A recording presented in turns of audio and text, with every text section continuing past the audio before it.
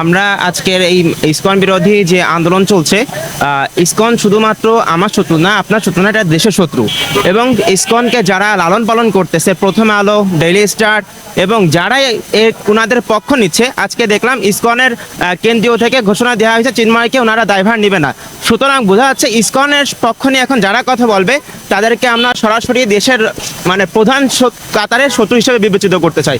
আমরা সবাই আহ্বান করছি, সবার পক্ষ থেকে স্লোগান তুলতেছি, ইসকনের নিষিদ্ধ ঘোষণা করা হোক। যারা জড়িত আছে হামলার পিছনে, সাইফুলের হত্যার পিছনে, প্রত্যেকের বিচার নিশ্চিতভাবে নিশ্চিত যেন হয়। আমরা এটা তদন্ত অবশ্যই সুনিশ্চিত হতে হোক, আমরা সেটা আবদার রাখি আর কি। অবশ্যই চাই, কারণ হচ্ছে যখন ইন্টারন্যাশনাল একটা নিউজ, এই মুহূর্তে নাম মনে আসতেছে না, ওই চ্যানেলটাকে কিন্তু যেই ভদ্র মহিলা আর কি ওনাকে তথ্য দিয়েছিল, সে প্রথম আলোর ছিল। বিভ্রান্তিকর তথ্য দেওয়া হচ্ছে বাংলাদেশকে ছোট করার জন্য, বাংলাদেশের মধ্যে বিশৃঙ্খল তৈরি হওয়ার জন্য। সো অবশ্যই চাই তারা যেহেতু অপকর্মের সাথে জড়িত, তাদের বিচার অবশ্যই হোক, তাদের নিষিদ্ধ ঘোষণা করা হোক।